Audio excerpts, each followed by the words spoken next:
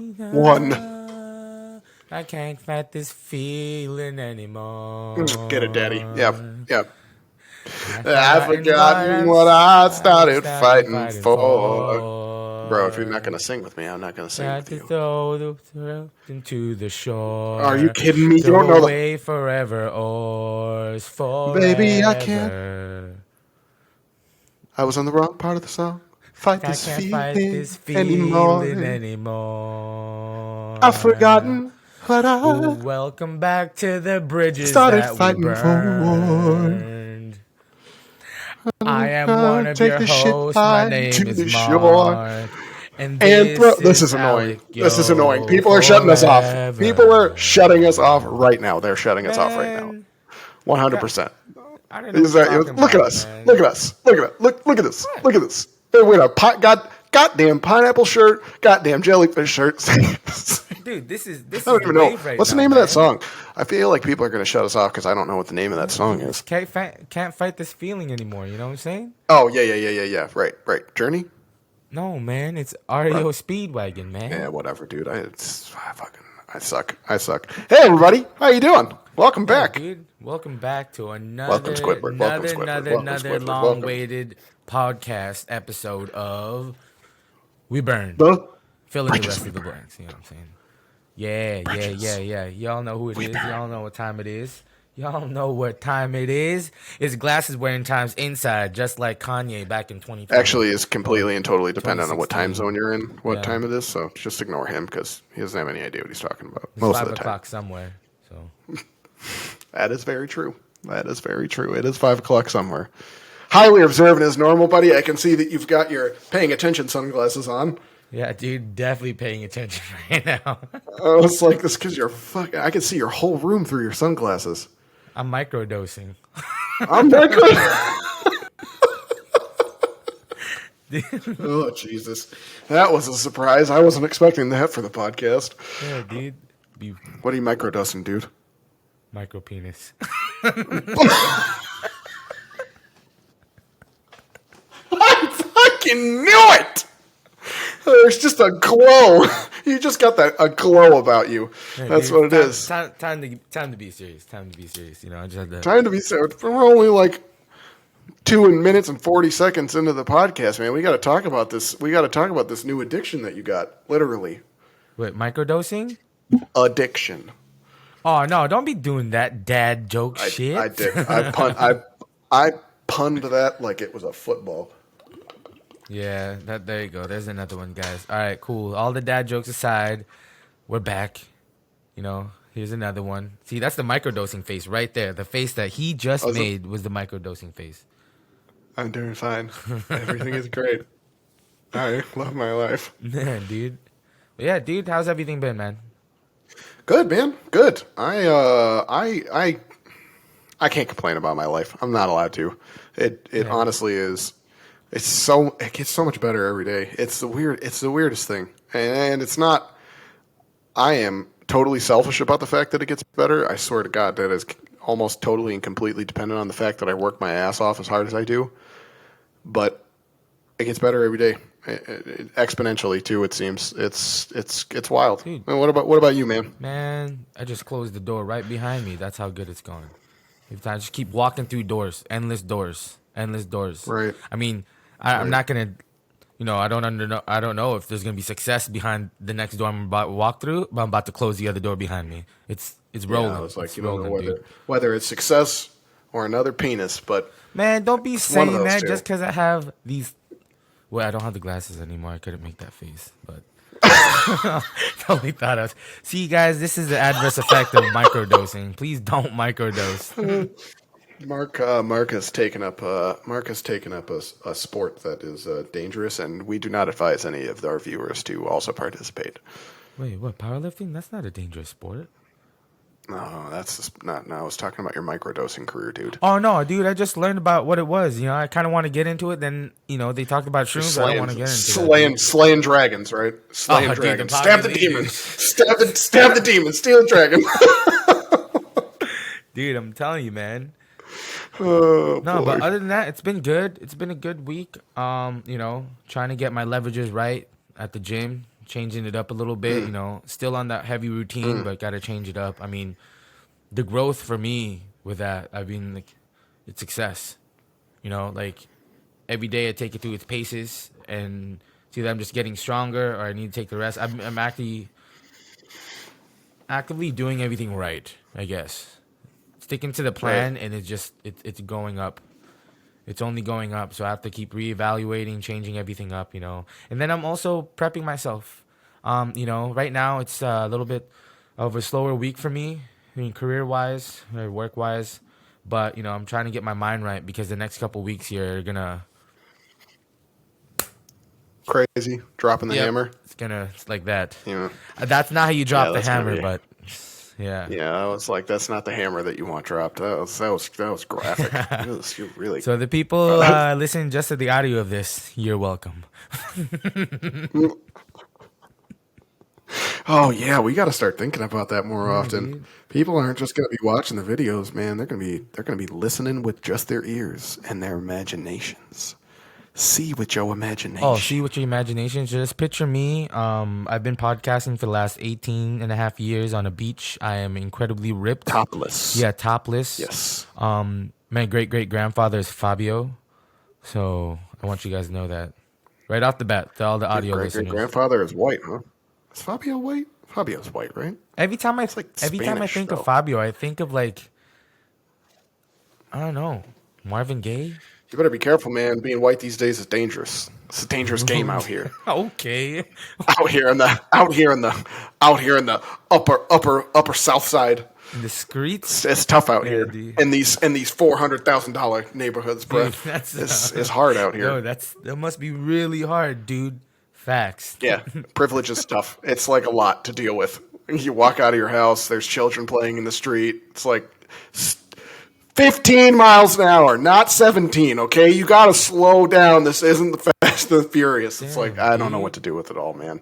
Yeah, it's a lot. Like, there's milkmen. I didn't even know people drank milk anymore. Yo, man, those It's milkmen, like door to door. milkmen, that's like an all-time, like, people know what milkmen are. They're there to fuck your wives. Like, straight up. Well, I don't have a Okay, wife, then you're so good, I dude. just get milk. It's like, hello, advantages. I was like staring privilege right down the barrel, dude. All right, man. Oh. This is going to be a good podcast. As long as I can stop running into the microphone. I apologize to everyone that just heard the reverberations of my face crashing into the microphone. Use your imaginations, guys. It's just his face just going. Again, all the audio listeners got absolutely nothing out of that one. Yeah, it's all good. But you looked hot while you were doing it, and let's be real, that's all Yeah, that dude. mattered. You got a great shirt on No, today, dude. Well, I picked it out, but my roommate's parents picked it out for me. It was a gift. It's nice. You know, I got to wear it once in a while. Yeah. It's nice. I like pineapples. Oh, I wasn't expecting you to bust out the button I up, know, bro. dude. But it's a short sleeve, so you know it's ready to party. You know. I know. I feel you there. It inspired me. I had to go get my own. The jellyfish, dude. That means you're poisonous. People Yeah. gotta pee on you to be fucking Yeah. safe. I was like, yeah, correct. And that's exactly the way that I Okay. like it. All right then, golden showers all day, dude. Not a Golden Showers fan. Shout out to Katie. Ooh. Okay. I don't know. What? She lived on Golden Oh, I was Showers. thinking. Remember? The I was street. thinking about the sexual favors, but all right. Well, Jesus, Mary and Joe. Mark, you can't say that kind of thing on the air anymore, okay? We're going to get canceled. I don't want to get Yeah, there's canceled. a cancel culture, dude. Speaking of, And Katie's a mom now, that's cool, too. dude. How crazy is that? Well, she follows us. I think crazy she is how does many- follow how many us. of our I mean, friends- yeah, that's awesome. She does. Yeah, she does. Oh, man, that's why I brought it up. Well, I mean, it doesn't know. I don't know if she's going to listen to this or not, but No, I'll shoot her an email. you You know. know, I think we're adults now. You should. What's up, email. Katie? How you doing? How's the family? Everything good? How's the pops? How's he doing? All right. Good. All right. We'll talk later. All right, dude. Let's get into this bad boy, man. What? What have you been listening to? What are we getting into? Today's podcast, man. I don't Who know. are we getting into? Well, don't say it like that, Okay, dude. You all said right. you just didn't want to get canceled. You What? said who are we gonna do? You can't do that. Well, I said who. I didn't name a specific gender, race, or person, so Yeah, that's it was a step up better than yours. And I was going to say, and I did not identify sexually. So there you go. It could be a Zer or a they or a Magnus Thor Openston. All sorts of things, because those are real things now. This is cancel culture. Yeah, Jeez. it's great, isn't it? It's just great. Okay, well, we're rolling in. Let's just roll into some stuff today, man. I mean, we've been working our buns off for the last couple of weeks now, putting together all of this extra stuff for the podcast. Y'all, I don't know if you realize, but it is Dude, a it's a ton lot of of work. work, man. Ton of work setting up a podcast. There is so much that goes into it. We could talk more about it if anybody's interested, but I won't bore you with the details of it. But there's a lot of work, and it ain't cheap either. It ain't cheap. Man. We'll put it that Only way you could too. see my setup. Right. See So Alec's setup. Jesus, So it took me 15 minutes to pick out this shirt, man. Y'all better listen to what this man has to say for the next 97 minutes of your life. 97. We are not going to be talking for that long. Not going to be talking for that long. No, we just it's been a lot. I mean, on top of our regular lives being already busy, right? Me with trying to dedicate a couple hours a day to the gym, and with dedicating, obviously my 8 to 10 hours at work, and then on top of that, all your meal prep stuff, or my meal prep stuff, which is that's basically a whole Sunday for me, and then on top of that, the house and dealing with all that, and then add in the podcast, and then add in just all the regular things that you have to do, chores and all the other things, and the bettering ourselves portion of that too, right? All the podcasts and the books and the things that we're studying in order to better prepare ourselves to be able to come onto this podcast and speak.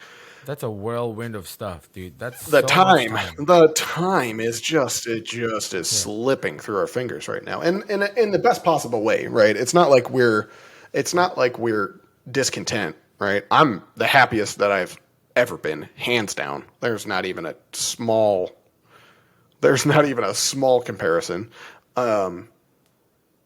and there's just so much to look forward to. There's so much more to draw out of this. Like, we're just at such a very, very early stage of it. So what we wanted to talk about today, in greater length, was just change in general. That's kind of where our focus has laid. That's where our focus has lied over the last week and a half. We're trying to kind of work on a new format for you guys. So let us know if this is something that interests you one way or the other. But we're trying to kind of give some intention to these as we move forward, like picking a topic, like a broad topic, whether that's change, whether that's like compassion, whether that's just it's bettering yourself or working out, or whatever it winds up being. We're trying to pick like a weekly topic and give it some life and think about it for a couple of days before we come onto this podcast and educate ourselves and listen to some things by some important people and try and distill some truths that we feel about what it is that we're focusing on, as well as learn some new things from other people who are a whole lot smarter than us, a whole lot wiser, a whole lot more developed, right? That's about right. Oh, sorry, I'm microdosing. No, yeah. Mark, no, are you there? I mean, dude, if they like what they hear what they like. I think I heard that from Jordan Peterson the other day. No, I didn't. But it sounded good when I said it. No, but yeah, I mean, turning, weekly topics for us, help us develop and grow. I mean, we'll probably shoot out the email one day so you guys can tell us what you wanted to hear. I mean, man. Ooh. It's The Bridges We Burned email. That's an exclusive Patreon only access. Yeah, it's still, so the most exclusive part is that we don't have Patreon yet. So, dude, that's super exclusive. $69.95 if you really want to do it. But 16, yeah, dude. Jesus, is that annual? No. We charge annually. We're trying annually. to get the bag out here. No, dude, mind. we're trying to get the bag. What are you annual fee? What are you Audible? No, $69.95. $69.95. What is that, monthly? Yeah, that's monthly, dude. You got girls Damn, out here. what the hell are you supplying that's worth $70 a month? I mean, I'm not nipple slipping for $8.95 on If I ain't OnlyFans, but getting at we're least, giving if you I'm not getting at knowledge, man. least 5 foot pics a week, I ain't giving you $70 a I mean, month, we bro. can You're start out of an your mind. OnlyFeet. Like we can get started with all that stuff. But I'm just saying, $69.95 is a good solid it's a really good solid starting base plan. And then if Start you an want to add some only feed. feet, you wanted us to podcast with only our shoulders out, dude. Endless Yeah, we could do that. possibilities. I was gonna Possibilities. say you give us about 3 months, and Mark and I should have some nicely rounded boulder shoulders for you. We could do that topless. Yeah, dude. I don't No, know if no, shoulders topless would up. be Shoulders preferred yet, up, but dude. Shoulders shoulders. up. Oh, shoulders only shoulders up. Oh yeah. Mark's got Only some shoulders, great dude. traps. Mark's got Only great traps. shoulders. You'll enjoy it. You really Yeah, will. dude. It'll be worth the 69. It won't be worth that. Nothing will be worth that. That's just way too much fucking money. Dude, that's I'm not a too bad much salesman. money, man. I'm just I'm a saying bad that's a salesman. good price. $69.95. I Man, don't. that's like If you move the decimal one place to the left, I feel like that's probably it. nah, That's the that's sweet like spot right per there. if they wanted to message us, yeah, $6 per message. Per Yeah, message. dude. I know how these streets work, For dude. everybody that's about to shut off the podcast right now, I swear that we have things that are actually worth hearing if you just hold on right past this part. Right past. All right, now it's good. $69.95. I think that you are over. I think you might be mildly overconfident there, my brochacho. It's the only way to do it in the streets to get this bag. To get In the this street. bag. And what streets are you in? These I podcasting see where you lanes, live. bro. These podcasting lanes, man. You got Rogan to the left, man, the Mecca. Then you got Stern. Oh shit! He started off with the original OnlyFans, man. No serious bro. We're out here in the streets trying to get this bag. That's what we're trying to do, and help people out That's fair with the enough. That's bag. fair enough. So That's fair enough. yeah, I ain't man. about to argue. I ain't about to argue about that. I Yeah, still dude. think 69.95 might be a touch over the top, but we'll work on the pricing. We'll get there. We'll get a We'll get there. fiduciary. Don't worry about it. I just realized the bottle of Johnny Walker Blue is not on my desk again. Oh man, come on, She's so man. far away. She'll make it. Johnny She'll Walker make Blue, it. exclusive sponsor of this podcast. Or not 69.95. sponsor, but one of these days, One day, the dude. dream will be realized. Okay, so sidebar over, side tangent over, rant over. Yeah. Right. So what were we talking about? Change. Change. Right. Okay. So I don't know. Where do we want to pick that massive bouldering stone up from, huh? I think guess- we just gotta throw a little bit of pebbles on it first, and then the boulder start I think- rolling, right? I think we just talk about let's talk about the last little bit of time. I like where that direction was going and what we've been doing Okay. and what's been going on with the podcast, because I think that there is some conversations that we've had and some things that we've talked about and some stuff we've gone through over the last couple of weeks that could be useful. So maybe we start there. So let's think. What have I gone through this week that's particularly difficult? We're stalling right now, Mark. No, dude, there's lots of changes. Like for me, I mean, we can go. If you want to start off with me, the biggest changes I've had to overcome this week. I mean, right now, the biggest change for me is not stalling, but my powerlifting, my strength, my movement. It's like it was a huge change. It was a huge change for me, and I had to reevaluate everything. It's because I got to the point to where I started feeling really confident with this plan, this action plan that I'm following, this guide. It's strict to the T, and then I'm day in, day out, I move, right? It tells me to do this and I do this, right? And I feel accomplished. And there was this one part in the beginning of the week where my mind went somewhere else. It was just like, well, I kind of want to lift a little bit heavier. Let's play around with it. I'm going off the track, right? Going off this path. I want to do something a little bit different, pick up the weight a little bit more, do a different movement. And it really shined because it was one of my biggest movements that I have to practice on is my squat. So from that, I was supposed to stop. I'm supposed to stop at a certain number, and then I don't know. I just kept going, right?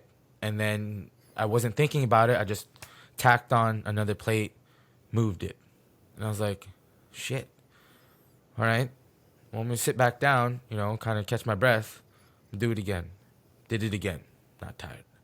Then I did it again, and I did it about 6 more times with that single weight.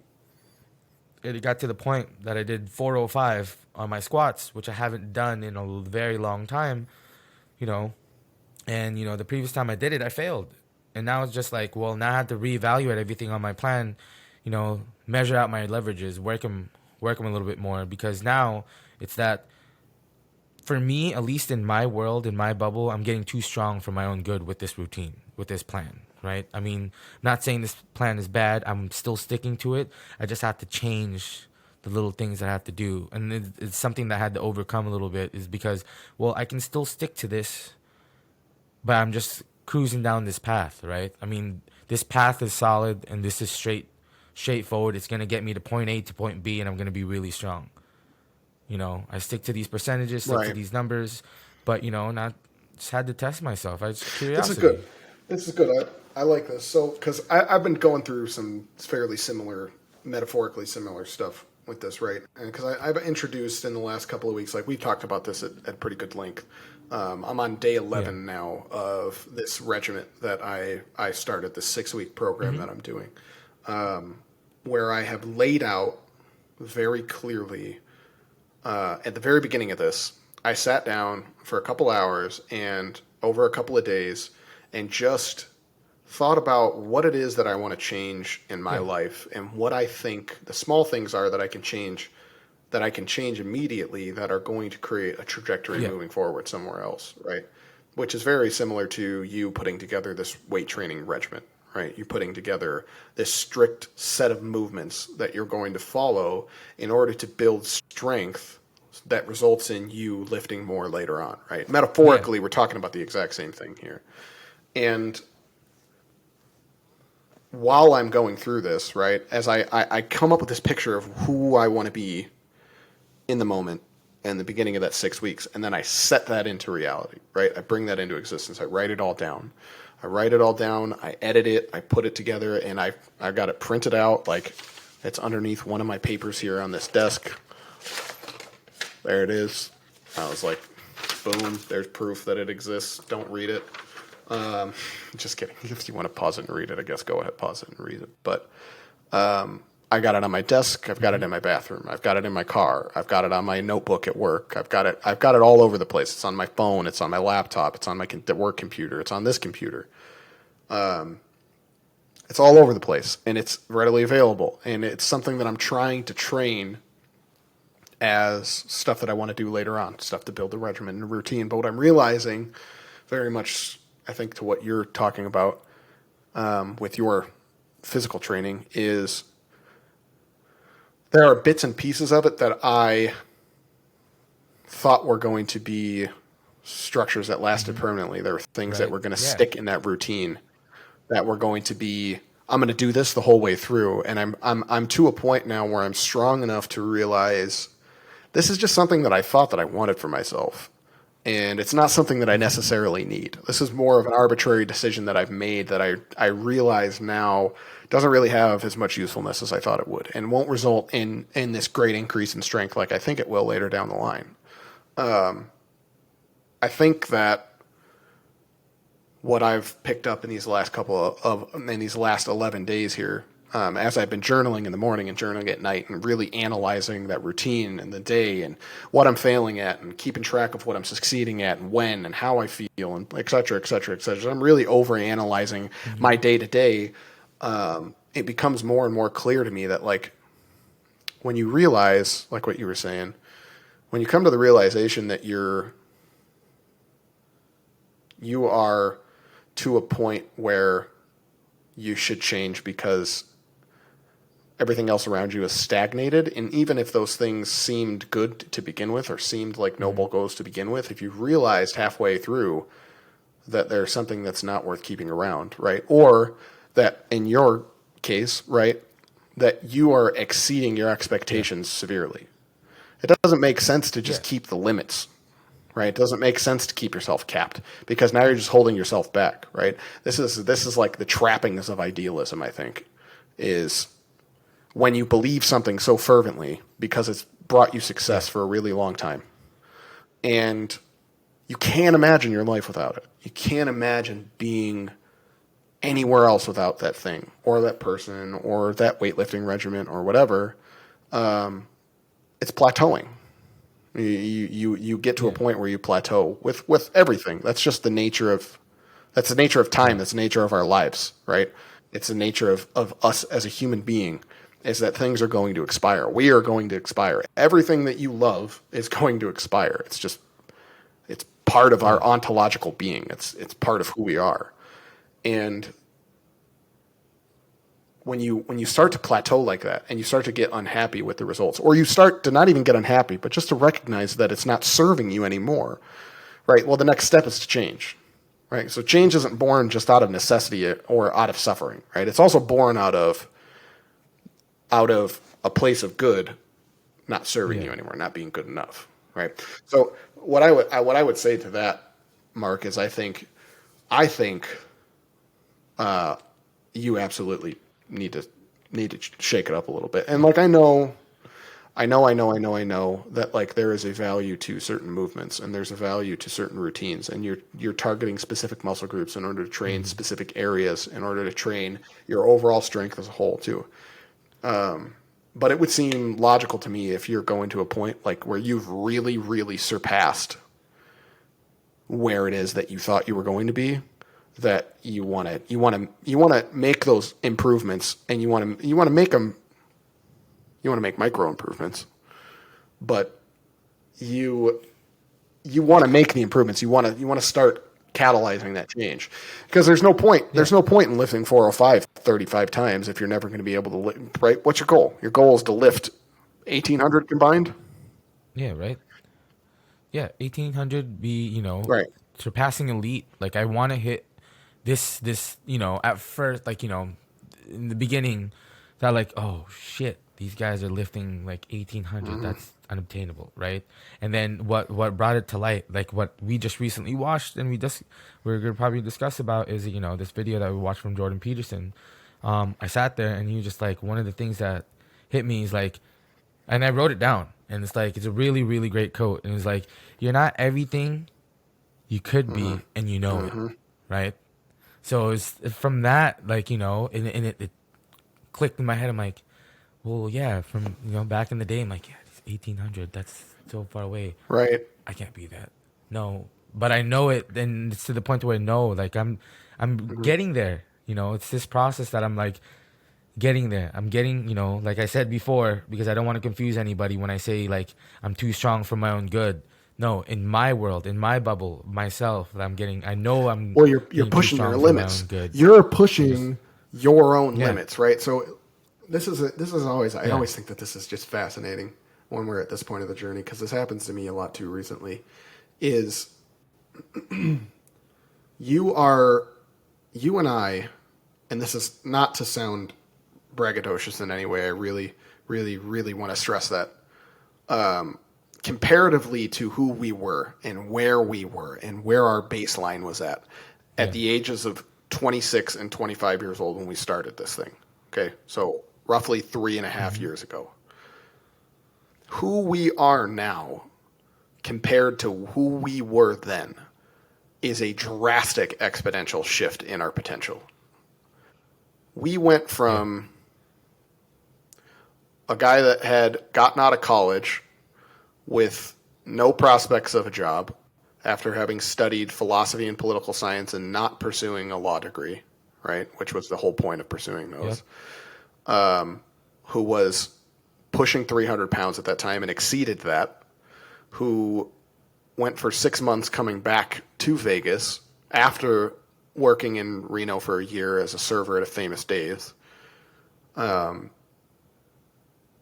At losing, going through all my savings, living with my parents when I came here, ending a relationship. Like my life yep, was on a downward yeah, spiral, like you wouldn't believe when I came yeah, back from dude, college. And yeah, I'm going to speak a little bit about your journey as well. So chime in here if I get anything wrong, Oh or no, yeah, I you mean, could take your no, perspective I of think it. yeah, I can. Like You know, share I where think were you? Where for were you when yeah, yeah. you came back? Right, you were coming off a job from Oh Aspen, right? So let's start there and yeah, just right. give a That was highlight of that because I think that's you important. I know, think people need to hear that this isn't like where we yeah, are now, where we're talking from, and we're saying. I'm sitting here like I can't believe how grateful I am yeah, to just be here every day. I think that context is huge. You have to understand that this is not yeah, how it has been for the vast majority of our lives. So yeah, go swing at that. yeah. No, for me, like you guys just heard Alec's story, right? I mean, like for him, better lack of term, like he was down spiraling. He was in a deep place, and I think what happened with me is I was working in Colorado. I was working in a beautiful place, and at a young age, worked there for years. Got promoted, started moving up the ranks, and I think I just burnt out, man. Like like with this burnout, I decided to think, I'm gonna take a vacation, right? I'm gonna take a vacation, spend time with my family, and that was the excuse for myself. I was just burnt out. I didn't want to work anymore.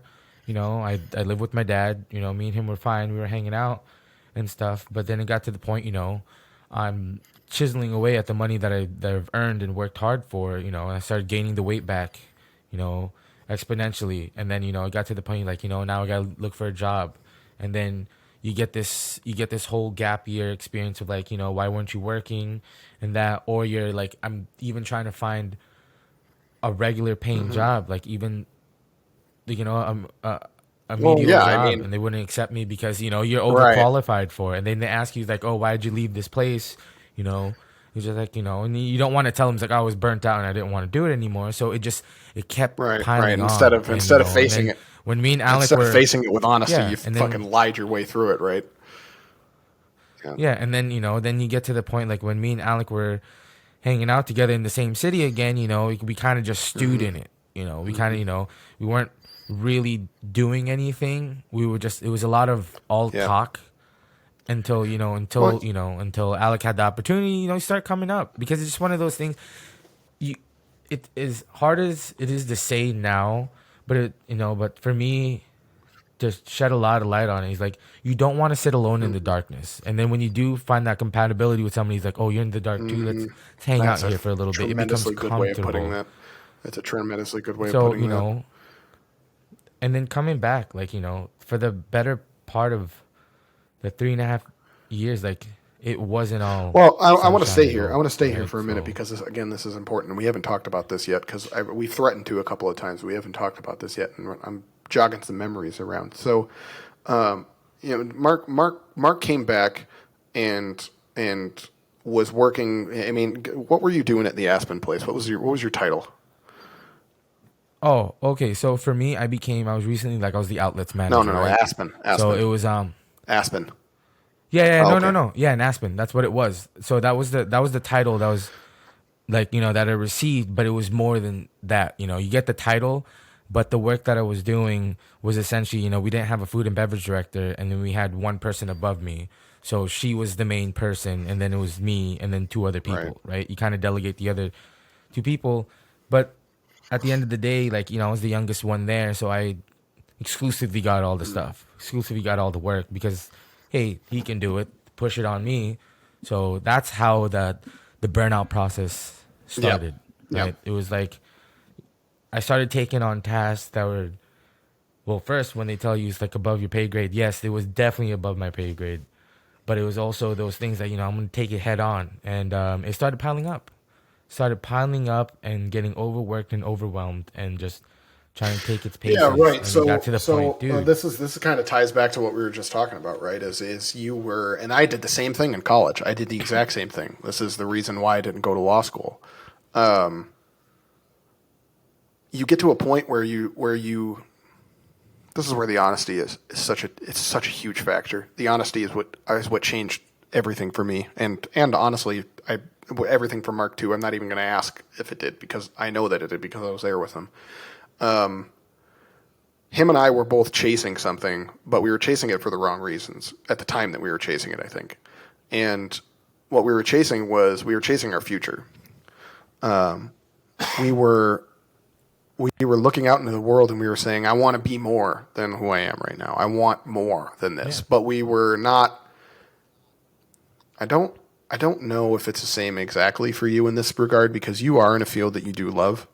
But I was doing something that I loved while I was in college. Philosophy was what I loved philosophy, but I wasn't doing philosophy for philosophy. I was doing it with the intention of doing it to go into law and taking that law degree and making a buttload of money and having the prestige of being a lawyer at some highfalutin company. And like, that's what I was, when I really look myself in the eyes back then, that's what I was doing it for. I was doing it for the prestige. I was doing it because I was trying to prove something to people.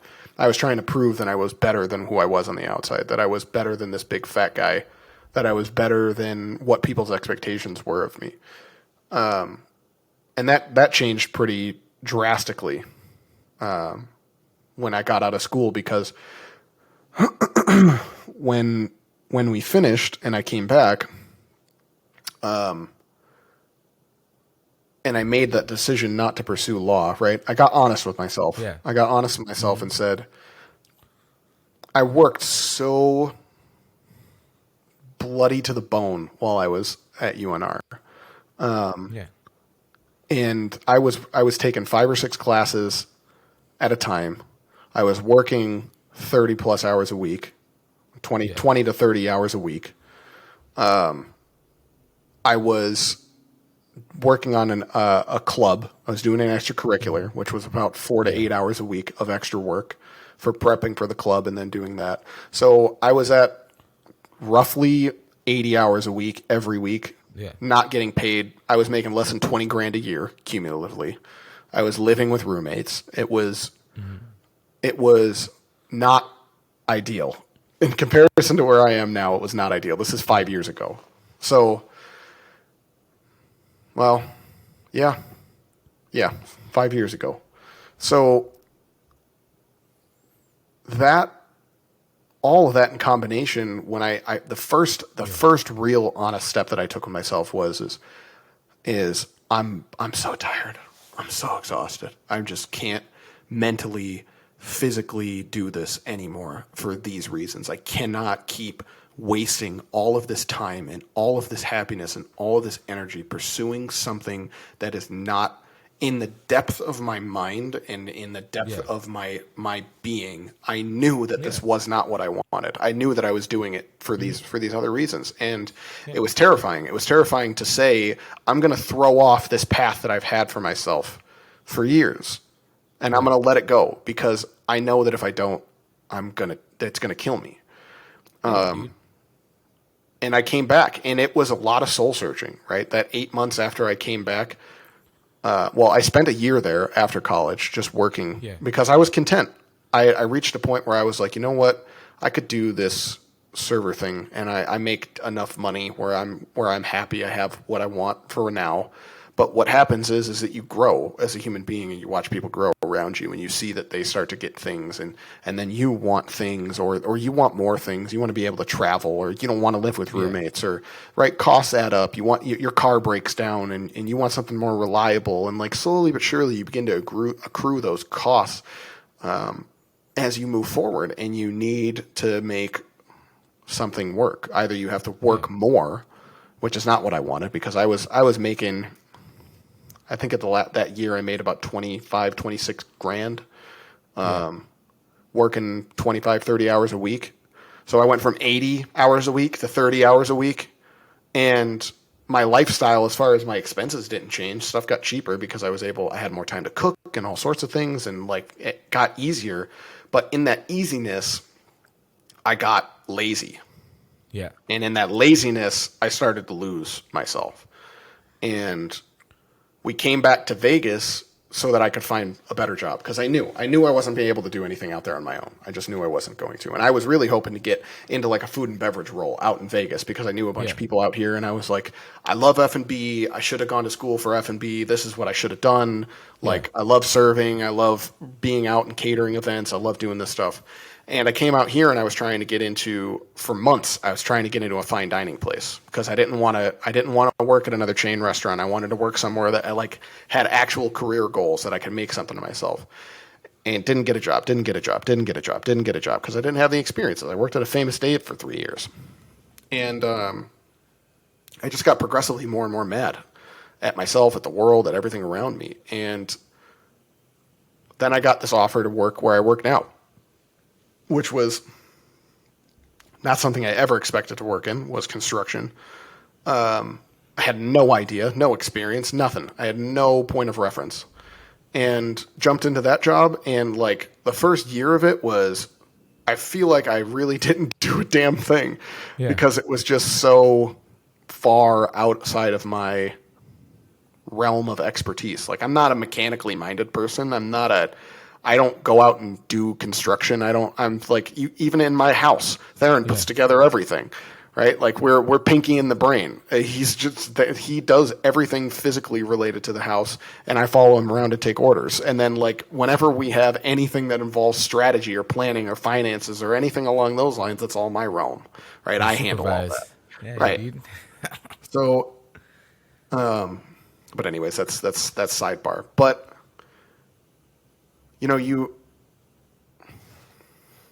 it was small changes. They were big, man. Okay, so I shouldn't say it was small because those changes for me were staggeringly massive. Looking back, now. But all those changes, like right, like it's like, how do I put this? It's like those changes not just affected you, but affected everything around you, right? Even if you thought they were like minuscule or small, because like what.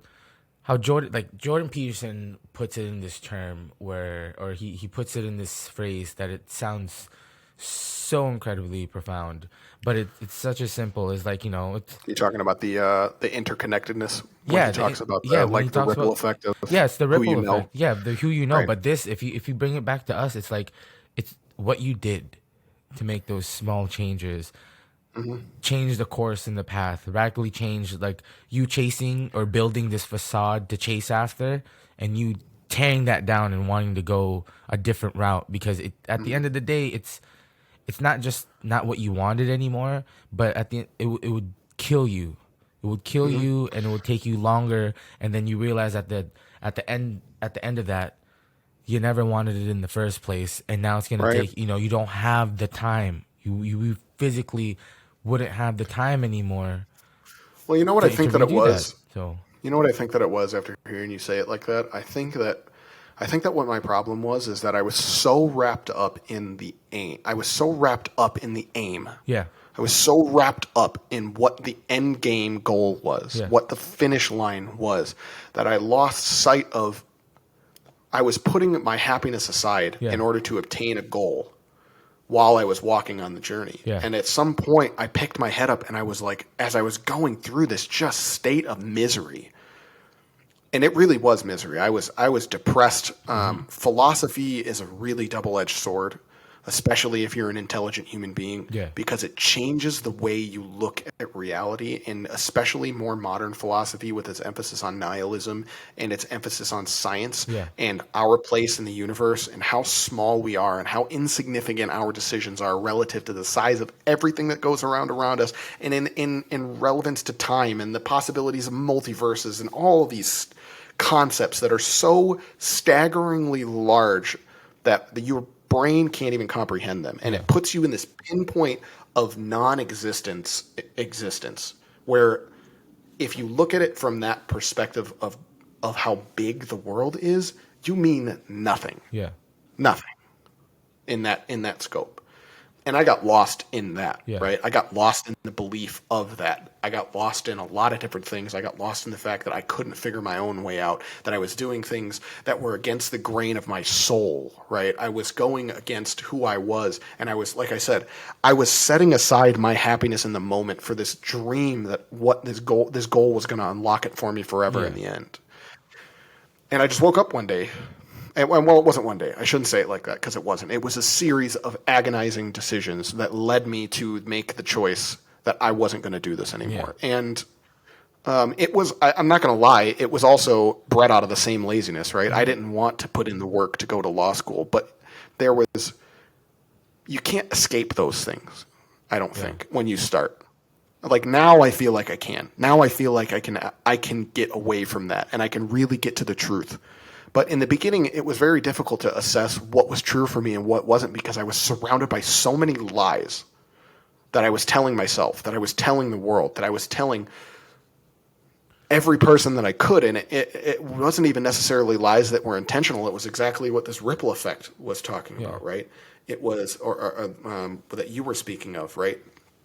When you reach out into the world, right, whatever emotion you have at the moment, and you reach out into the world with that, and say 10 people, okay, that emotion, the way that you are with them, say you're meeting those 10 people all today, the way you are with them creates a reaction in other people. It's a physiological, neurological reaction. You're creating a causal chain.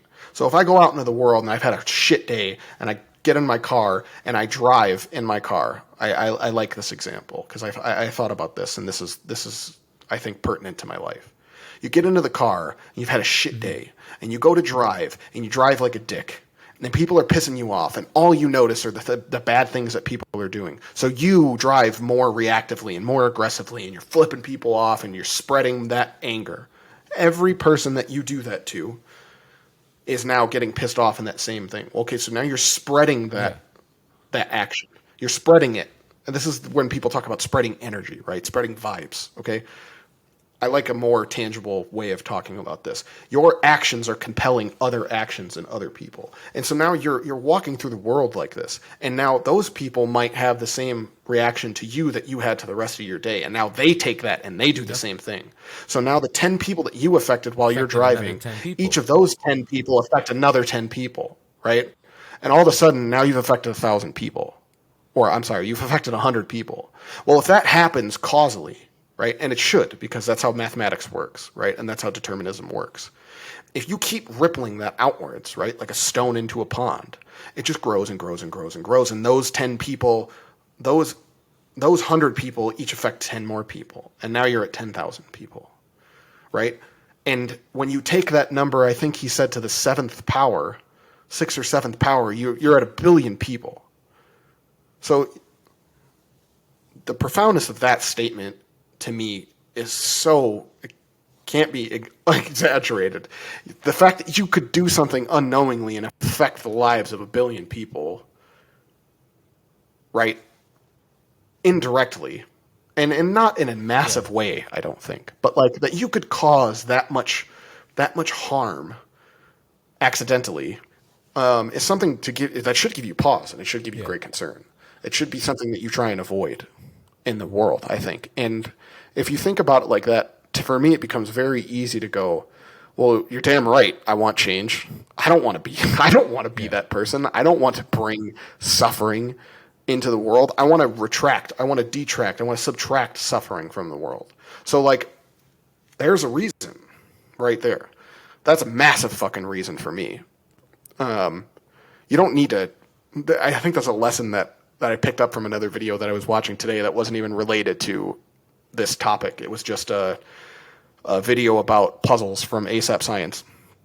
And they were talking about the way that people look at puzzles, right? And the majority of the time, people statistically want to add to a problem, right? Like they were giving these examples of a grid that had shapes on them, and you had to take squares on that grid, and that grid was separated into an X and Y axis, and you had to make the image that was on it symmetrical by moving around the shapes that were there, right? But it never said that you couldn't subtract them, right? And that was the whole. It's a trick, right? It's a cheap trick of an example, but the trick is that most people don't even ask that they can take things away. They want to add. Right, there's a specific one of the 4 you couldn't make it symmetrical, right? Because it was 4 quadrants and there was only 3 pieces that you could take away or subtract, or you could move around. But the point was, it was to generate. Can I add something? Can I take something away? Like you couldn't solve it without doing that.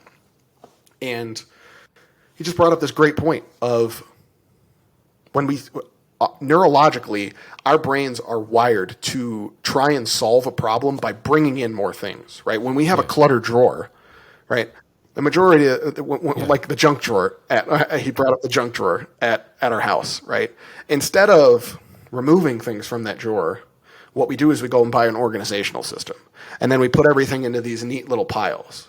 I mean, all the stuff is still in that drawer, and it's better organized, but there's stuff that we could have gotten rid of.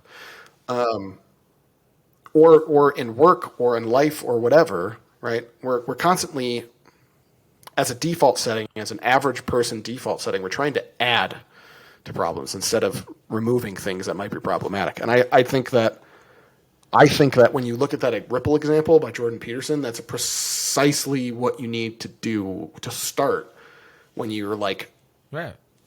That was tying this to the college thing for me.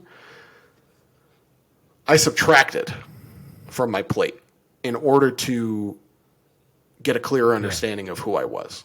I subtracted a goal because I knew that adding another thing was just going to break it. And I think that for me, that's what saved me was moving things out of my life. It was a harder decision. It was a harder decision for sure to get rid of something than it was to work harder. But at that point, working harder wasn't an option for me. Removing that, even though that was one of my life's goals, ultimately wound up to be the right fucking choice for me. It put me where I am right now. It gave me a career and a job that I never thought that I would like. That I really, really appreciate. That helps me see the world in such a different way and helps me learn how to be a manager of people in such a different way. It gave me access to do this podcast. It brought me back to Vegas. It brought me back to hang out with you, and our friendship exploded there, right?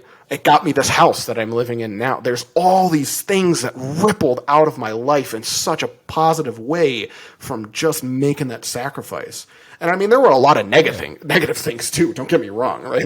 Life is a balance. There was an equal amount of shitty stuff that happened. I wound up breaking up with my girlfriend at the time. I had to move back to Vegas. I had to go through 6 months of just being told I wasn't good enough and being financially in squalor. And then, Light of Hope comes around and we just fucking partied for another 3 months after that, after you came back. And I gained, I was thinking about that earlier. That year, I think I gained 40 pounds. I went from like 275 to 305, 310. It was such a calamitous time for sure. It really was. Yeah, dude.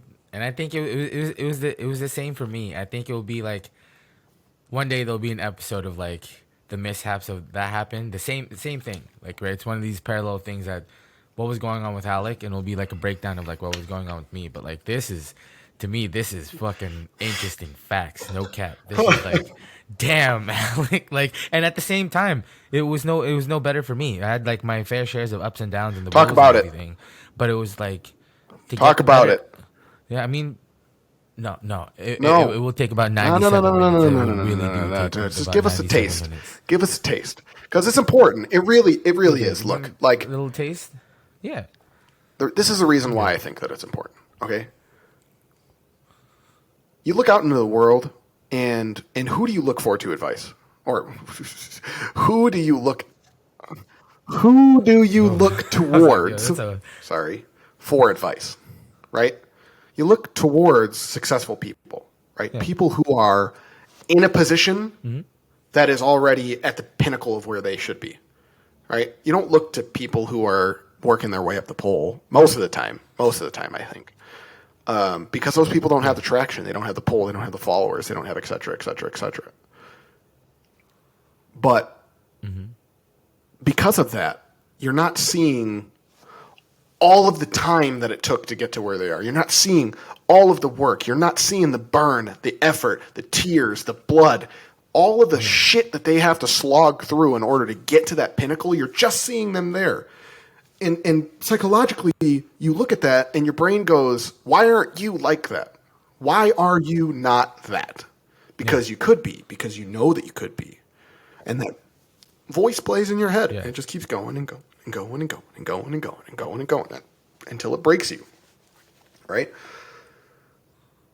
We have to stop that cycle of shit as a society. That is, I think, the largest failing of social media that has ever, like, it's been around for a long time. That is the largest failing of social media, is that it creates a false image of instantaneous success. Like, it is not a grueling path that you have to work up towards every day Yeah.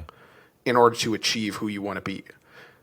That is a lie at the core of who we are right now, I think.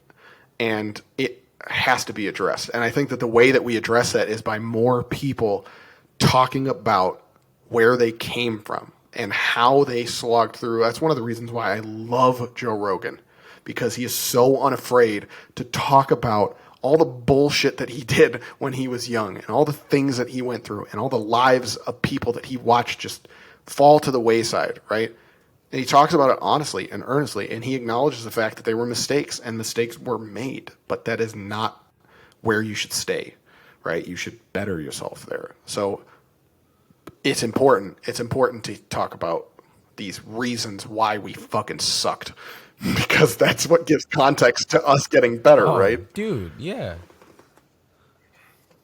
So, I mean, I'll give you a small gist of it, because this gist is, dude, I'm still telling you, like, till this day, like, I want to name my book, my autobiographies, The memoirs of a No, memoirs no, of no, a no, no. The memoirs of a sumo geisha. The memoirs of a fathead. Come on, dude. That's what's got to be, dude. You know it. I was like, No. no. Don't run from this. Look me in the eyes. Like,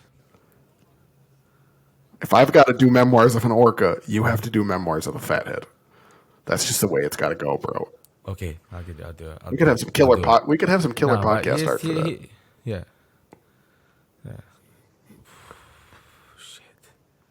All right, no, but here I go. Here's a small gist, because I really do want to dive down into this, like, because this for me stems a little bit further than that, but which, getting to know us a little bit more will be very insightful of the shit that I laid on Screw other the people's timestamp, shit, right? by the way. So, but for Screw me, the timestamp. Yeah. Just roll. Yeah. So here you go. So it's that point, right?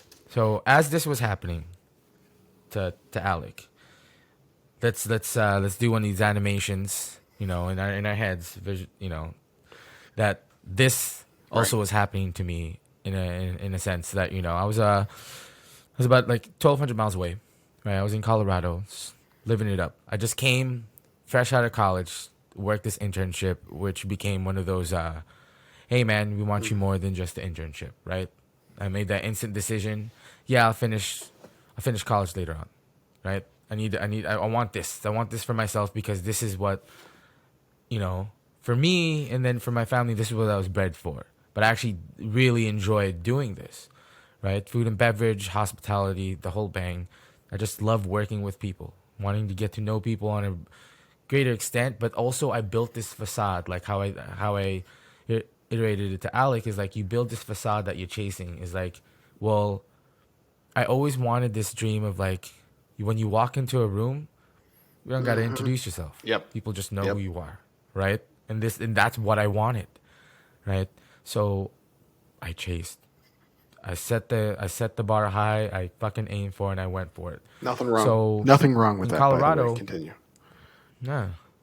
Right? So when I was in Colorado, started off at the server.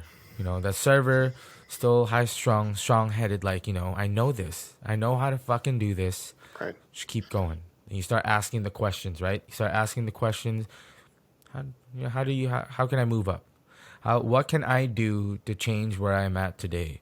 And I kept going with it. And I kept accepting all the work that they were giving me. And I always said yes. I became a yes man, because I wanted it. I wanted to become successful in a way to where it was pushing me to that goal of walking into that room, not knowing who not have to be introduced. So just kept going, and I got there.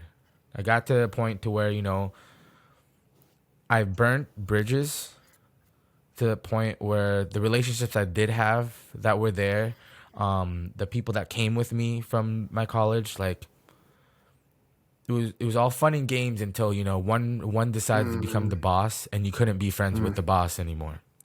That kind of put a stint on who I would hang out with, who I would talk to, and I was glad that I was sad in a way to point of depression, but I was also glad that I got to meet the people that I'm living with now, because they were they were in that same position as me in that role. We're all managers here, so we got to hang out with those people because all my friends didn't want to hang out with me anymore. You're taking long hours, they want to hang out, and you just can't, Mark. You can't say these certain things anymore. You can't do these certain things because when you have to clock in, you're gonna get shafted because you said these certain things to this person, blah blah, blah, and it stays fresh in the head. Yep. You know, and for me, it wasn't like that. I didn't want to keep that that ammunition with me. Like, okay, remember that time you said it? No, that wasn't me. I just need to keep going to do what I had to do to become the bigger boss, right? And it got to the point to where we had a new general manager, and he to me he was cool because he came from a food and beverage side, but he was a little bit radical in a sense that he wanted that change, and that change not a lot of people liked, which is in retrospect, that's like how when you introduce something I new was to going an to say environment, F&B not is all people react notorious to for it. that. Yeah. Notorious for that. F&B is food and beverage for everybody that is not associated with that. The term means. I'm sorry that we didn't bring that up earlier. Yeah, and it was and with New manager came in. it's either Sorry, I thought you got stuck. new manager, yeah. Oh no, it's like new manager came in. You wanted to change up the place, and it's either you went along with it, you said yes, yes, yes, or you fell by the wayside, right? You became you put a target on your back. Everything was not looking too good in the town that I was in because of the changes that were being made. From there, just we were rounding out the season, right? This is years in. This is rounding out the season. Out of nowhere, everybody starts getting called in, right? Starts getting called in, and we go in as a group, and we're sitting in the thing, and then people are walking out crying. And you start to kind of you put two and two together, especially in food and beverage. Like, God, these people are getting axed, right? So I'm like, fuck. So the boss that just trained me just got axed. Okay, her boss just got axed. All right, two more people, And I know where I'm lucky. Who me? I'm the second to last person. I go in there, then out of nowhere, I don't. Right?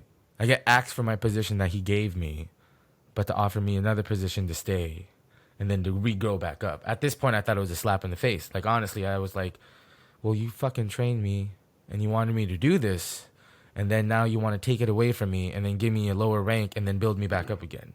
Which, in a sense of like, okay, well, you're trying to save the position. But for me, growing to know the things that I knew in food and beverage and how I wanted to go on my career, I think that was the change, because it's either you sink or swim, and I sank with my team, right? I remember that day because we all decided, it was a very gloomy day because everybody literally in food and beverage just got fucking fired. And we all go to this one restaurant, and we're just sitting there and just trying to make better light of things and just hanging out with everybody and just talking about it. And, it's like, oh, what are we going to do now? What's the future? And, I didn't want to sit there and stew and be like, oh, I didn't get fired. I didn't want to be that person, but it was just like, I had to tell them like, hey, I got let go of my position, but they gave me another offer, and they would like, give me some time to think about it. It's like, oh, what are you going to do? I'm like, I didn't know what to do. I'm still kind of in shock because I've never been in a position to where the whole team disappears in one go. So, I took the time, I told them, and it was a spur of the moment too, because I was going to take the time, the off season, to think about it. And then I had one of my good friends, he was like, hey, I'm going to Vegas, taking a couple of the interns, on a trip. And I was like, yo, dude, count me in. And then I told my landlord, same thing. I made all these calls, and within 18 hours, told everybody, he's like, I'm leaving, guys. It's like, what do you mean? He's like, I already brought the boxes, grabbed all my stuff, packed it away. I let my landlord know. She's still holding some stuff for me. And I was like, yo, I'm uprooting. I'm moving back to Vegas, taking my chances there, right? And then before the season starts, I'll call HR because they'll probably call me and ask if I'm going to stay. And I'm going to tell them no, I found employment somewhere else, right? It just wasn't the time for me. That was the plan. Right. It didn't pan out so well because it got to the point to where that off season stayed in Vegas, and I became really, really comfortable just back in Vegas because at that point I was already burnt out. Yep. I was already in the dumps with myself of, well, I just want to rest and relax. And that rest and relaxation, I started letting go of my inhibitions and goals that I set myself up for. And then, the weight started coming back. I didn't really want to do anything. I just wanted to drink, hang out. I started calling friends and then started realizing like, hey, we can't hang out because we have fucking 9-to-5 jobs. You can't call us all the time, right? And I started becoming one of those guys. So, I was like, a little over like 6 months passed and I was like, yo, I'm gonna get another job. So got a job, food and beverage again, right? It was one of those things too, where the job was a medial job. It was first it started off as like, hey, we only have this busser runner position at the restaurant. And I'm like, cool, sign me up because I got nothing else to do. Then it slowly became like a serving position, and with that, I had this opportunity. I'm working this job almost a year now. And I had an opportunity where they were like, hey, we need another manager. And it was kind of almost the same position that I was already working in Aspen at the time, that this might be the role for you, right? I'm like, okay, cool. Take the interview. And it was crazy because it was like one of my friend's moms that gave me the interview. And she was ready. She was the one that was pushing me for it. Then out of nowhere, boom, lo and behold, like a week later, he's like, oh, we hired somebody else. I'm like, fuck me, man. I'm like, I just can't get a break. Like, you gave me this opportunity. I didn't get hired. And, little did I know, a few weeks later, the person that they hired got let go anyway because they weren't doing the job. I'm like, okay. So I already had the itch, right? I'm like, you fucking offered something to me. You put it in my face, and you kept egging me to do it. Somebody told you weren't good enough, right? Yeah. Yeah. And then out of nowhere, I'm like, you know what? Yeah. Nah, things got to change. And then is my roommate, one of my best friends now, he gave me a call. And then within, I think that was just as fast as that decision to me move back. It was. It didn't take more than a month. You were out. Yeah. You were out. But that's how I live my life too. I was going to say, but good. Yeah, let's. So, but there was also a build up to that too, right? Like, that was there were huge. I was going to say there was probably about 3 months, I think, where you and I kind of screwed our heads on, right? So let's backtrack back, right? So this was like the what was it? June of 2021, 2017 maybe. I think that was the year. I think it was later than that because it was. Yeah, it had it. No, yeah, because that wouldn't be 3 years now. No, it was 2017. No, it was 2017. It was a little bit later than that because I think for me, what happened, what catalyzed it was me doing Tough Mudder, me doing something physically straining. Yeah, because that was, and then it started rolling into it. Yeah. That was October of 2017. Yeah. Yeah, because that was that same year. Yeah. So, that's what I was saying. I think because I started my job in May, at the beginning of June that year, and it took about 3 months.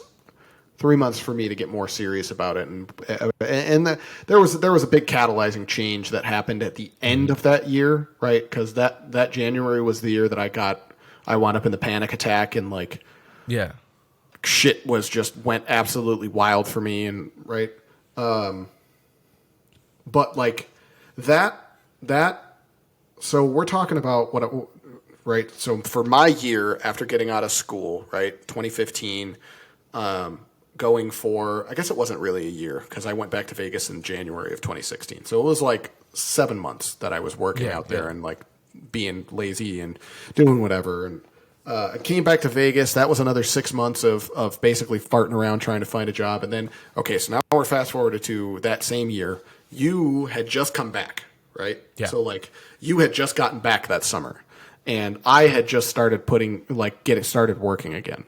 And we were hanging out a lot, like with Jesse and Theron and Irvin, and we were all hanging out and drinking and doing dumb shit and eating ridiculously bad food. And like Yeah, Mark and I, we have la passion for for food. delicioso food. Oh my God. Mark and I are fanatics. Okay. So like when we have money, which we did, and we have time, which we did, we will just, that's all we do. That's all we do. We Yeah, just go and eat, right? we're very Or gluttonous. we used too, to. so, I was like, we yeah. used to, right? And we didn't eat small plates, Daddy. Okay. We were big beefy boys. I still do it till this day, to the point to where, like, our friends now, the people that Alex met, when I order something, it's like I order the whole fucking menu. Right. I was going to Just to say, experience the whole menu. for sure. That's just part of who we are, And we just started, I think after a couple of months of really just being pieces of total crap, realized through these conversations that we would have, and this is where it started off really small, is it was just these small conversations that we would have. Like we'd go after a night of drinking, like I'd be driving him home and in front of his house, we'd have a conversation about life. Or like, we would go out one night and like just go get tired of the bullshit and go pull off somewhere and like sit outside the car and just talk about shit. Mm-hmm. And it started with that. It started with these small little like, man, why are we doing this stuff? Why are we with these guys? Why are we not making better decisions? Why are we not trying to be more, right? We know that we can be, right? We talk about it all the time, but we don't do anything with it. Why are we just content with whatever it is where we are? And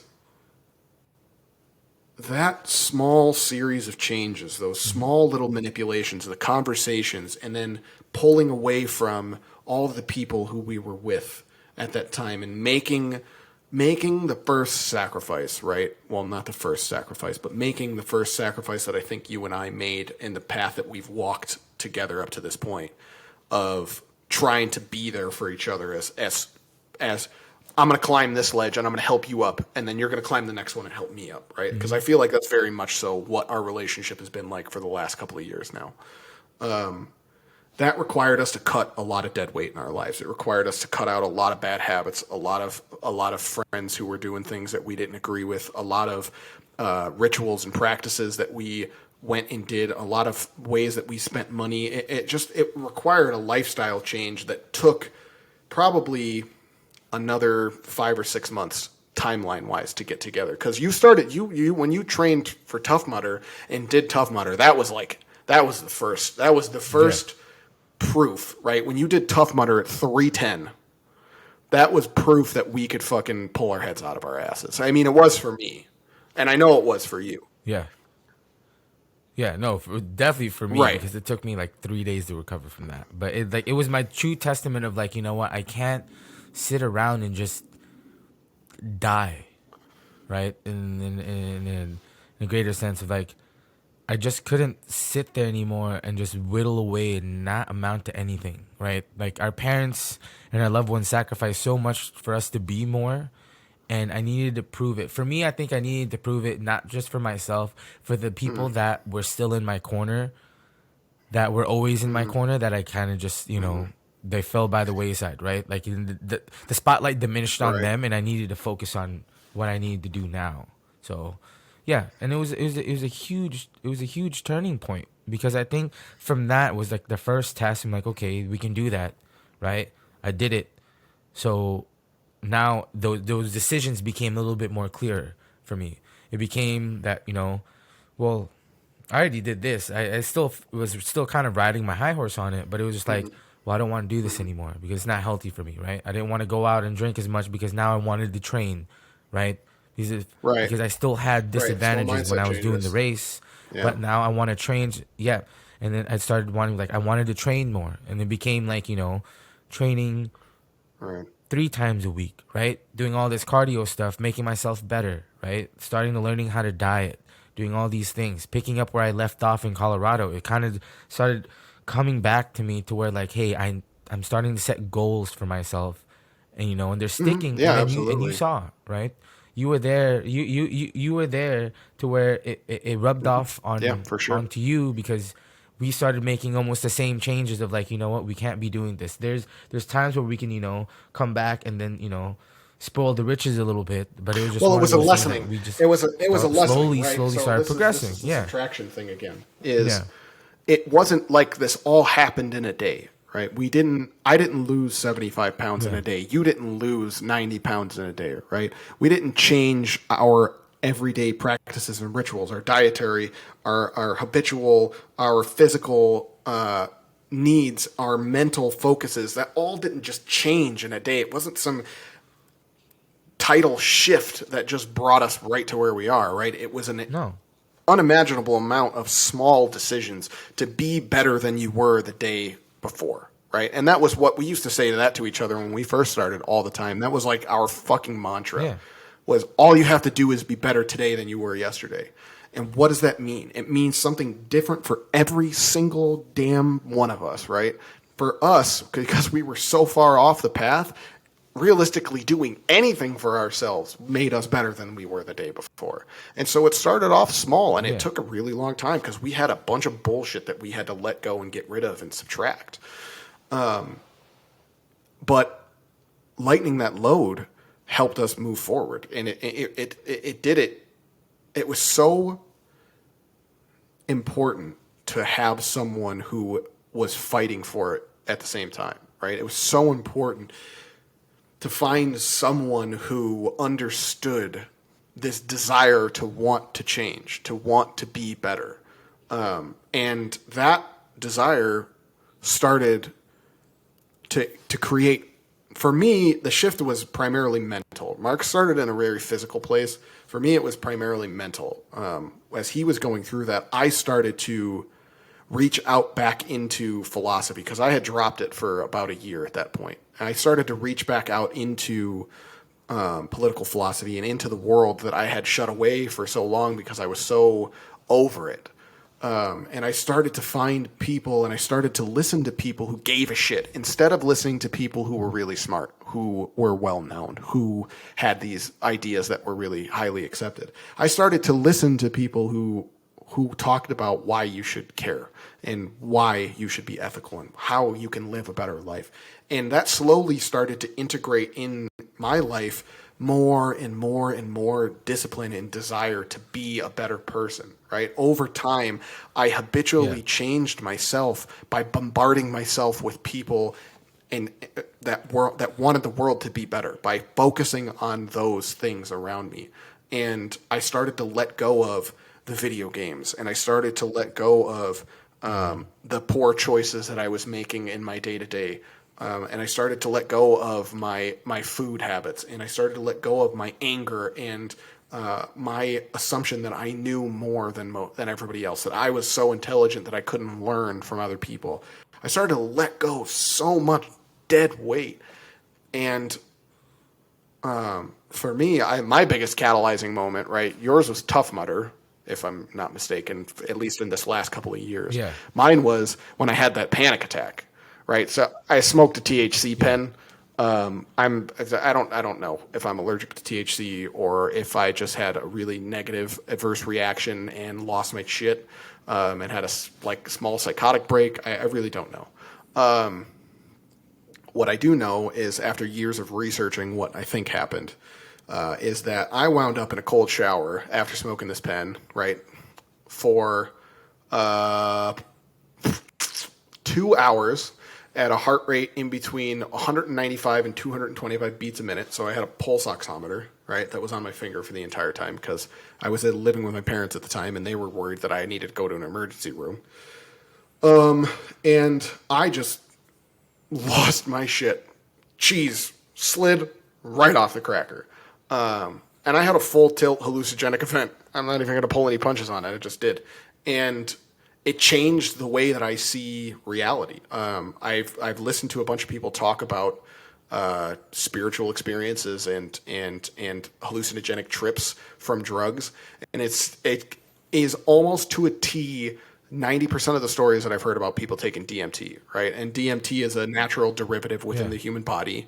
It's a chemical that's produced in the pineal gland, I believe, of the brain when you are in a near-death experience, and it creates a hallucinogenic effect. in your brain. And it's also one of the strongest hallucinogens known to man.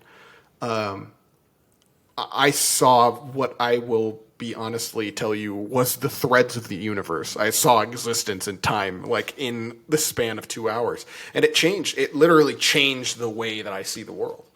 It was profound because the lesson that I took out of it, what it brought for me, was that I had to be honest. That was the message that came from that, was that I have to be honest about every part of my life, with myself, with other people, with the world. I have to figure out what that means for me, and I can't hide in the lies anymore.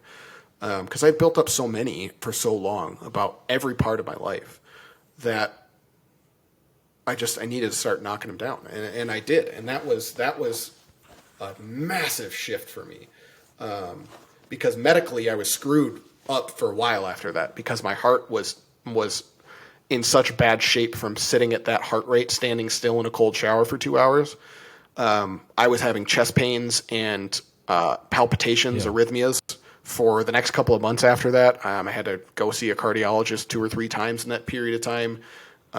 Numerous tests and pokes and prods and all sorts of shit. And that prompted me, that event, I was thinking about this the other day, prompted me into starting my dietary changes, because I had to, because I was so fucking full of anxiety and scared that I was going to have a heart attack, because I was 320 pounds with a fucking chest, with a heart pump that wasn't working properly. I started radically focusing on my weight loss, and that was my first go at keto, and I lost like 40 pounds in that first go. I mean, I rubber banded for a little while over the next year and a half, back and forth, but it was the first time that I ever lost a lot of weight.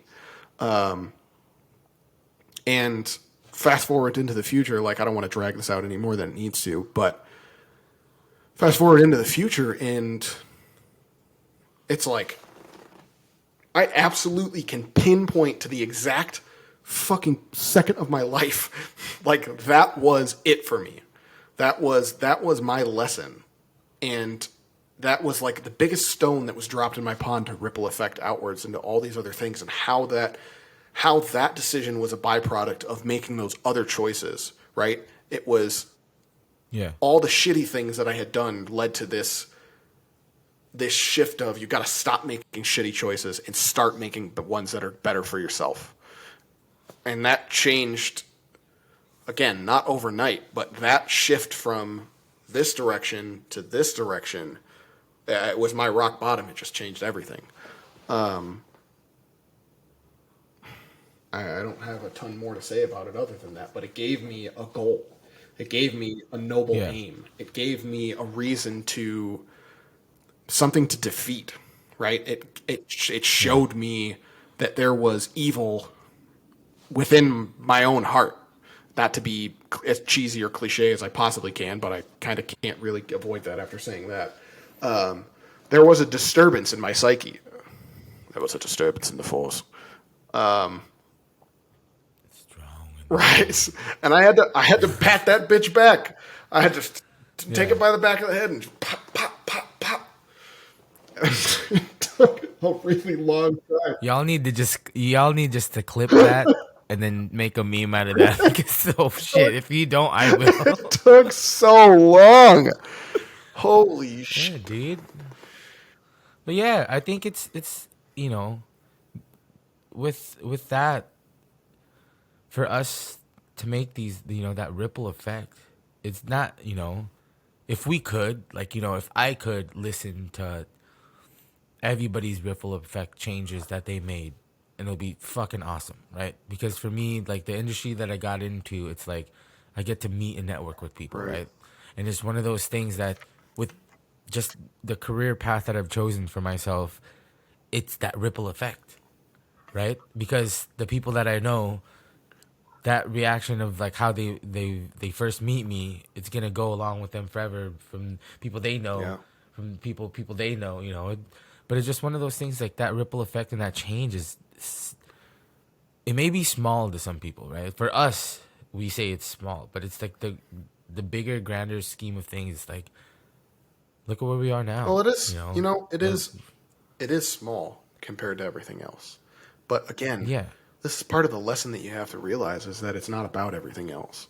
It's so much about you figuring out you, right? Like you can. This is one of the things. One of the things that I love that I hear on a regular basis is you can lay the responsibility for the woes of your life at the feet of the world, right?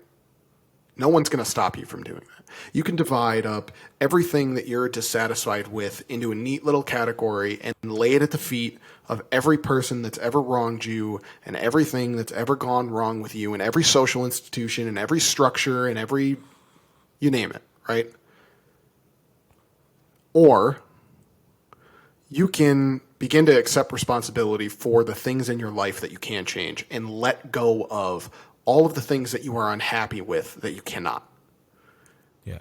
When you do that, for me, when I did that, when I stopped being so enamored with all of the loss that I had experienced caused by all of the people who had harmed me and all of the reasons that I was jaded and all of the things that I hated about the world and the politics and the unfairness, and when I let go of all of the shit that I had no control over and I started to internalize and focus on what I could change, which was me, that was when my life started to change. That was when I started to become happier. That was when I found purpose. That was when I started to give a shit again. And I realized that the world was only as bad as I was making it out to be, that there was so much good in it. And there were so many things worth focusing on.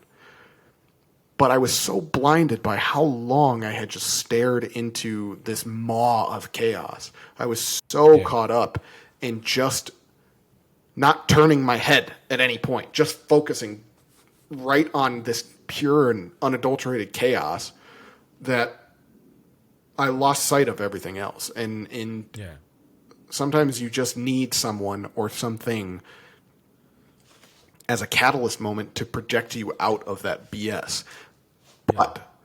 But you have to accept that catalyst too. Because I could have just as easily have said, yeah, I'm just going to ignore this. This was a total fluke, which I did for a little while.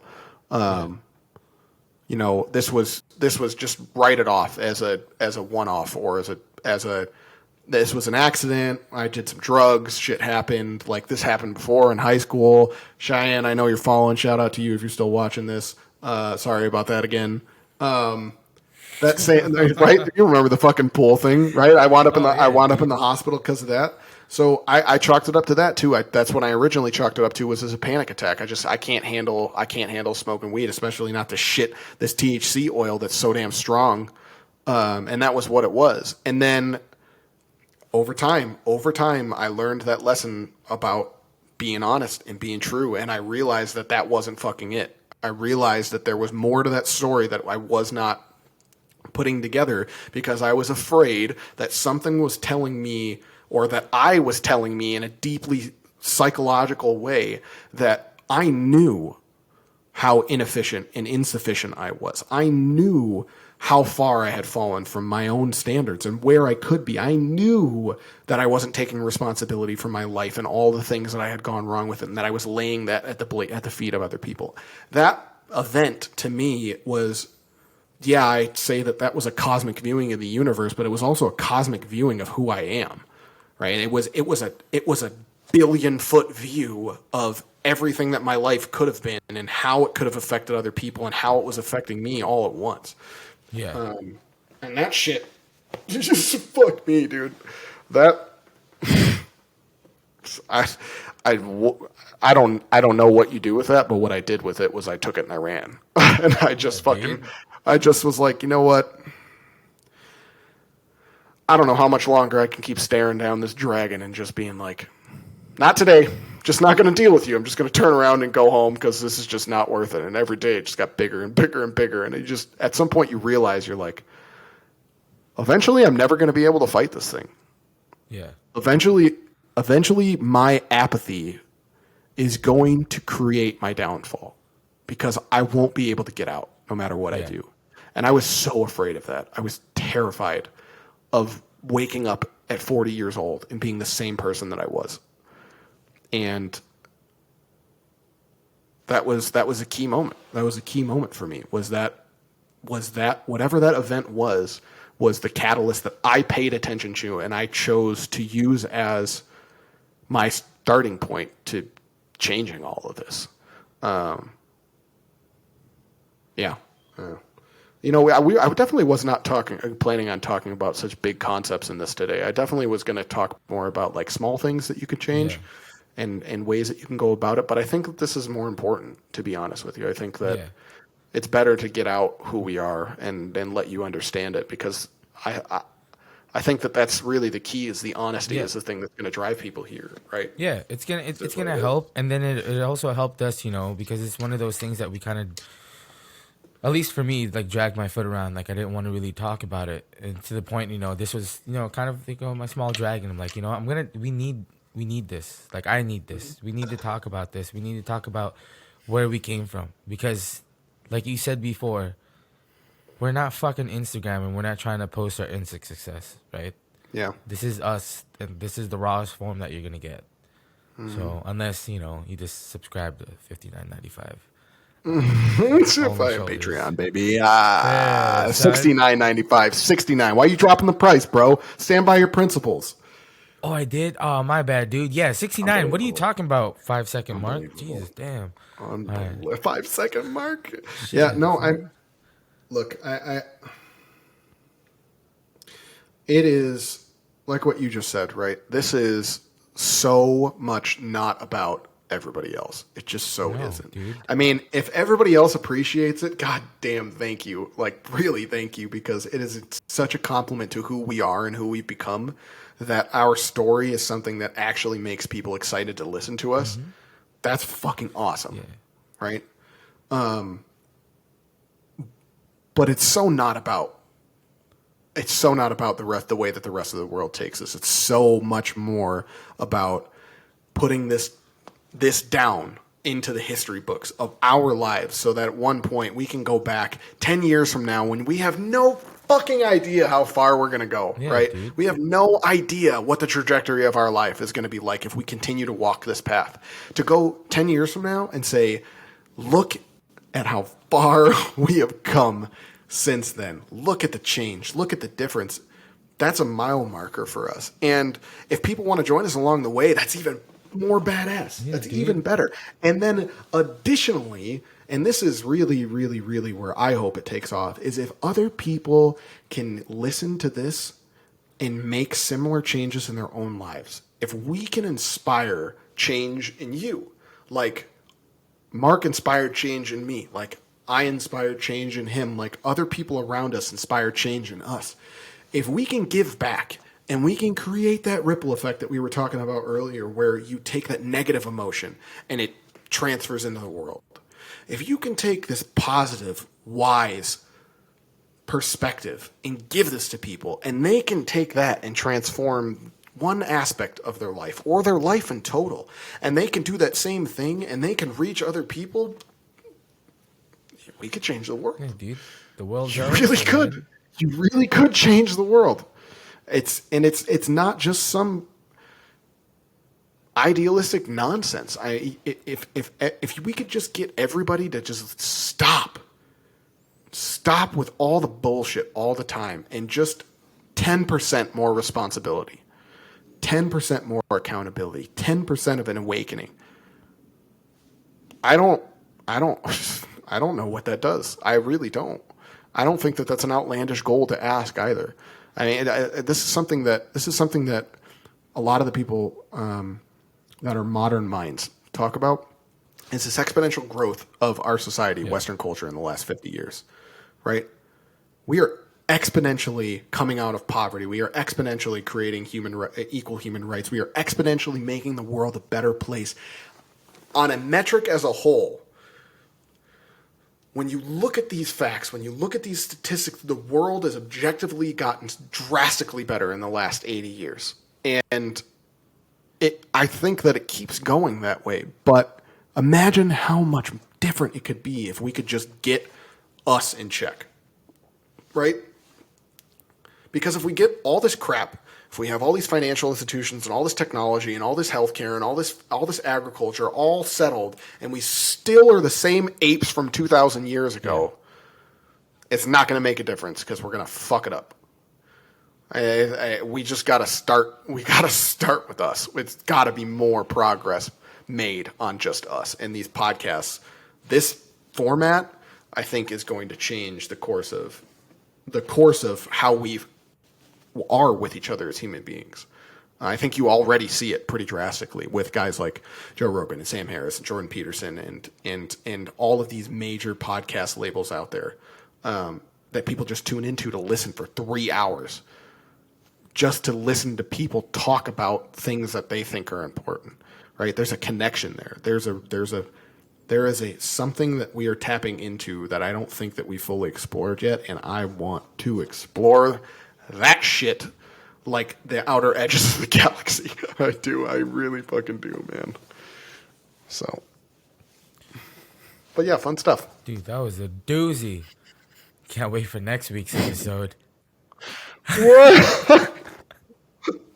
Mark doesn't want me to talk anymore, everybody. I think you probably all agree. No, dude, I am just I gotta use the bathroom, dude. You gotta go, dude. You didn't go take a deuce before you got onto the podcast. No. Unbelievable. Told you raw, dude. Raw. It's like this is episode 5 or something. God, you're so just Dude, disaster, man. bad, dude. Such a disaster. All right, well, dude, it's been all a right, fucking everybody. pleasure, man. Like always. I feel like we got to end it on a lighter note here. So, Johnny Mark Blue, if you are listening, I would like to apply for a sponsorship. I don't know. Somebody's out there as a rep. What's RJ's wife's name? Don't be mad that I forgot your name. Amanda. We had this conversation. You need to hook us up. We are terrific salesmen. I can turn on the charm. I really can. Amanda, watch me wink. Okay? That was perfect. Johnny Walker Blue. Yeah, dude. Till next time, guys. Help us. And Ciao, we're amigos. out. Arrivederci. Ah!